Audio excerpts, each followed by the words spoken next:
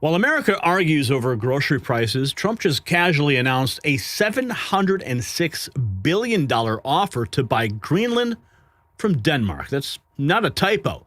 $706 billion plus $100,000 cash payments to every single resident. Maybe it's time to move to Greenland, right? When asked how far he'd go to get it, his response was chilling. You will find out. So what exactly does that mean? See, this is not just about real estate. This is about your future. A $706 billion purchase would reshape American foreign policy forever and potentially trigger the biggest debt expansion in history. Your tax dollars could fund this massive acquisition while domestic issues remain unsolved. But internationally, this puts us on a collision course with NATO ally Denmark and signals a new era of aggressive territorial expansion. If Trump follows through, it sets a precedent for buying sovereign territory that could destabilize global politics. This is the MAGA world order, after all. The question isn't whether America can afford Greenland, it's whether we can afford the consequences of this unprecedented power move. Now, think about this.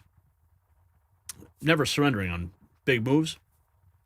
If you ever see something and instantly know it's going to turn heads, that's exactly what happened when I saw these Trump never surrender gold sneakers. They're not subtle, and they're not supposed to be. Gold finish, red, white, and blue details, never surrender right on the shoe. You put these on and you're making the same statement Trump's making with Greenland. Bold, unapologetic, impossible to ignore. While he's negotiating billion-dollar deals, you can walk into any room with that same energy. These sneakers don't whisper politics. They announce it. Because sometimes the biggest statements come in the smallest packages. Link in the description. But here's what nobody's talking about. I'm talking about the timing. This Greenland announcement comes right after Trump declared victory over Iran's nuclear program and announced $18 trillion in new domestic investment. National Economic Council Director Kevin Hassett just confirmed that this is about national security control. That's diplomatic code for military positioning. We're not just buying ice and polar bears here. We're buying strategic dominance over Arctic shipping routes and rare earth minerals. Here's the president talking about Greenland. Well, I don't think they're going to push back too much. Look, we have to have it. They have to have this done. They can protect it. Denmark, they're wonderful people. And I know the leaders are very good people, but they don't even go there. And, you know, because a boat went there 500 years ago and then left, that doesn't give you title to property. So we'll be talking about it with the various people. We've had tremendous success, and I've done more for NATO than anybody else. I don't think you'd have NATO right now. I got them to go 5% and pay as opposed to 2% and not pay. I've done more than any other American president for NATO by far. And we'll see how that goes, but Greenland is very important. Donald Trump, by far one of the greatest American presidents ever to grace the Oval Office. There's no question. His opening statement sets the stage, but Treasury Secretary is about to reveal the real geopolitical chess game behind the massive purchase. Treasury Secretary Scott Bessent, listen. We are still NATO allies. The NATO relationship is strong, and President Trump just believes that the U.S. needs Greenland because no one will make a move on it then. If the Europeans have it, if Denmark has it, what if Russia, what if China makes a move, then we're part of NATO, we'll get pulled in. Isn't it much better that in advance just to cede it to the U.S. and then it has U.S. protection? Because I can tell you, I believe that what President Trump is influenced by is our great allies in the UK. They have a base on an island. We share a military facility on an island called Diego Garcia, And the UK is giving that island to Mauritius. And guess who is behind Mauritius? The Chinese. So we needed to own that island, but the Brits are giving it up. Unbelievable. The Brits are just giving up Diego Garcia, and we have a presence there. The China warning gains immediate validation as Hungary's Orban breaks ranks with the EU, showing Trump already has European allies on the move. Orban blowing up Brussels' anti-Trump plot. Hungary's prime minister has blocked the European Union from issuing a joint statement attacking President Trump over Greenland. His message was blunt. This is not an issue of the European Union.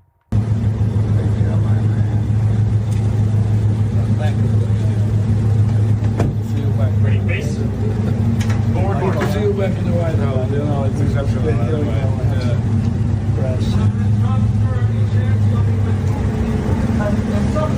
There's always a chance, very good chance. Great leader. Come on. Moving right along here. Orban's EU rebellion perfectly sets up the deeper truth that Trump is exposing, that NATO has been sounding Arctic alarms for decades while Denmark did nothing. Jim Ferguson.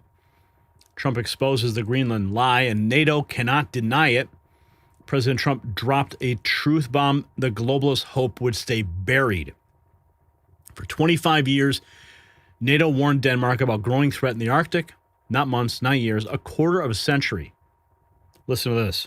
Securing the Arctic from Russian threats is important to you. Why are you upset about NATO allies thinking that, more seriously in Greenland by holding military exercises? Well, that wasn't a military. They sent a few people. And they say they sent them not for me, but to guard against Russia. But, NATO's been warning Denmark for about 20 years now, longer than that, 25 years. They've been warning Denmark about the Russian threat. And it's not only Russia, it's also China. So we'll see what happens. But let's put it this way. It's going to be a very interesting Davos. Goodbye, everybody. Have a good flight. Thank you. A very interesting Davos on the horizon. This 25-year NATO warning Trump references is not rhetoric. It's hard evidence backing up his national security claims. He's using NATO's own language against them. Here is President Trump's post. NATO's been telling Denmark for 20 years you have to get the Russian threat away from Greenland. Unfortunately, Denmark's been unable to do anything about it. Now it is time, and it will be done. Yeah, it's on the record, NATO. All right.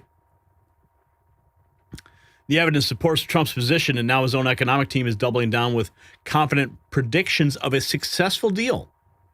The art of the deal on the global stage. We're just going to buy Greenland. NEC Director Kevin Hassett. Right. Well, first of all, I want to say that throughout the negotiations with the Europeans last year, you would have heard them say, if we have a tariff, if we do what President Trump says, it'll be terrible for our economies, you'll tank our economies. And if you go back and look that as we've negotiated these great deals, both for the U.S. and for Europe, then their economies have boomed, their stock markets have boomed. It's been amongst the better years ever for them, because basically they see that the U.S. right now is once again the shining city on the hill, that we're the engine of global growth, and President Trump has accomplished that really in just 1 year. So I think right now, with respect to Greenland, the president has a strong view that it's a national security matter for the U.S. to have more control over Greenland, and I'm confident that in the end he's going to go negotiate a deal that's great for us and great for our partners. And great for America. His optimism about the negotiation takes new weight when you see the staggering financial offer the White House is reportedly preparing. The bombshell revelation, top White House officials disclosed the United States is finalizing a staggering $700 billion cash offer to buy Greenland outright from Denmark, plus $100,000 lump sum payment to each of its 57,000 residents, totaling nearly $706 billion. $706 billion cash on the table makes Trump's cryptic "you'll find out" response sound less like bluster and more like inevitable action. Here's that moment. How far are you willing to go to acquire Greenland? You'll find out. And we just found out the ominous promise from Trump suddenly makes sense when you realize he's positioning Greenland as just one piece of a larger strategic victory lap.